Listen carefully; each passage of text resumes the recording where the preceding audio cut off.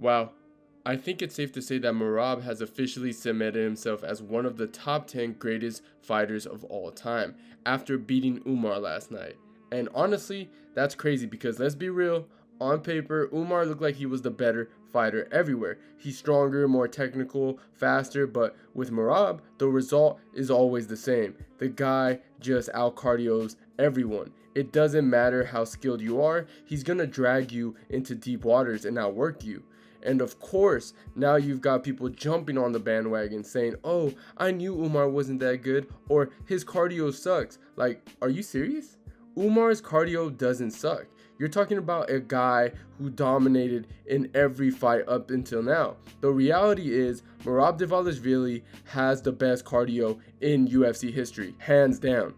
Because Umar didn't just lose because he's not good. He lost because Merab's pace is on a completely different level. And let's not act like Umar didn't show up. The dude won 2 rounds against Merab, which is more than most fighters can say. Umar is absolutely good enough to be fighting for the belt. Losing to someone like Merab doesn't mean that you're not elite. It just means you ran into one of the greatest fighters that the division has ever seen. Now, what's wild is how consistent he is. Every fight, it's the same relentless pace, and every time it works. But I'll admit, I didn't think he would be able to do that to Umar. I've been saying for a while now, Umar is legit. Like, his skill set is on another level.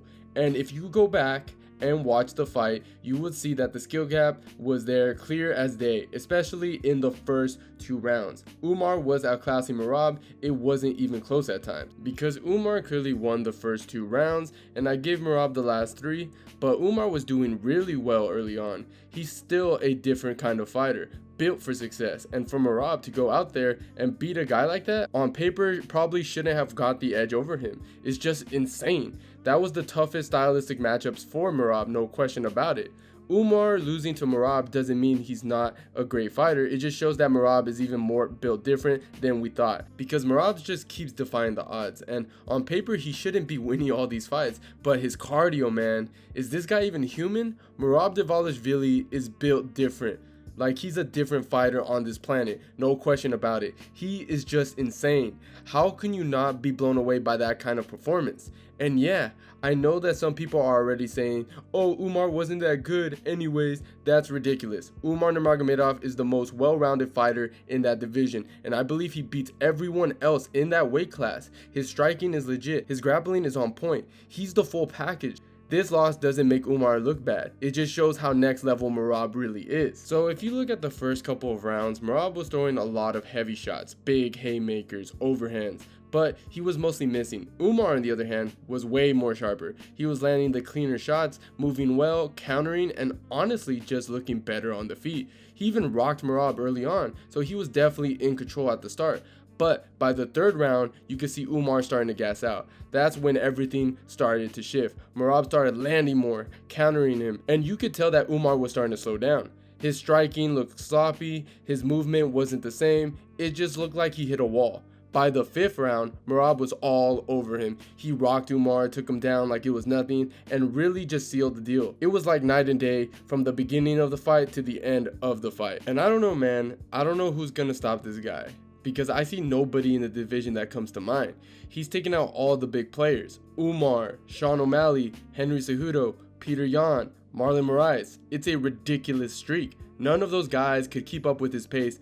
Ironically, Sean probably did the best out of all of them. He didn't gas out as badly as the others and managed to go all 5 rounds. I think his reach played a big role there. Like, yeah, he was obviously getting tired, but not even close to the level of exhaustion we saw with the other guys. It's wild to think about how he just keeps breaking people with this relentless pressure. Another thing about Merab is that he doesn't just rely on his cardio to walk people down like some relentless zombie. He's out there bouncing around like he's Ali, especially in the first couple of rounds, and that movement really throws off his opponents. It's tough for anyone to line up clean, big shots on him because he's consistently in motion. It's wild how this dude just never stops moving. He's like the non-stop energizer. By the time the fight gets deep, like in the later rounds, you've got guys like Umar looking completely gassed, while Merab's still out there running laps around the octagon like he's just getting started. His pace is something else. It's not just cardio, it's a whole approach that makes him so hard to deal with. It's honestly wild and kind of scary when you think about how good Merab is at this point. Like, who can actually beat this guy? And like I mentioned earlier, Merab is the Bantamweight GOAT, no questions about it. I think we gotta admit that now. And he talks about Dominic Cruz or Aljamain Sterling being ahead of him. Come on.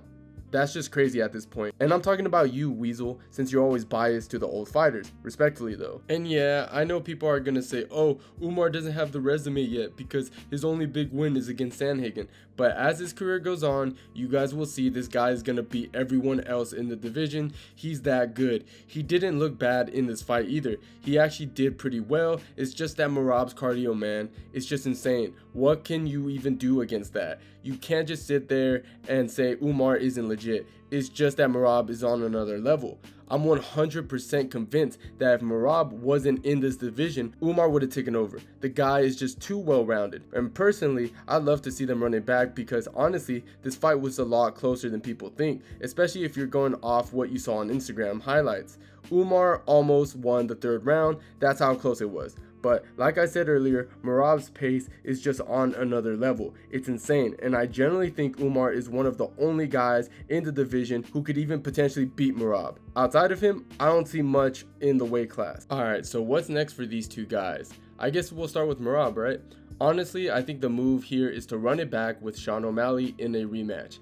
Now, before you freak out, I know the argument, Sean doesn't deserve it. He only defended the belt once. Why give him an immediate rematch? But hear me out. Look around the bantamweight division right now. Who really deserves that next title shot? You could argue Peter Yan, sure, but we already saw how that fight went before. Do you really think anything's going to change there? Probably not. I think it's going to be another rinse and repeat fight. Now, if you look at Sean's fight against Merab, he actually had some moments of success, way more than Yan did, to be honest. And in a rematch, I feel like it could be a completely different fight. Both guys know what to expect now. They've been in there with each other, and adjustments are gonna be made. Plus, let's be real, the UFC loves a big fight, and this is the biggest fight they can make at the bantamweight division right now. Morab versus O'Malley 2. That's headlining material for sure. That hype alone will sell it. And the storyline, Sean wanting revenge, Merab trying to cement himself as the true champion, it just all makes sense. Now, let's talk about Umar. I think you've got to put him against Peter Yan in a title eliminator. Yan's coming off a couple wins, and Umar has been climbing the rank steadily.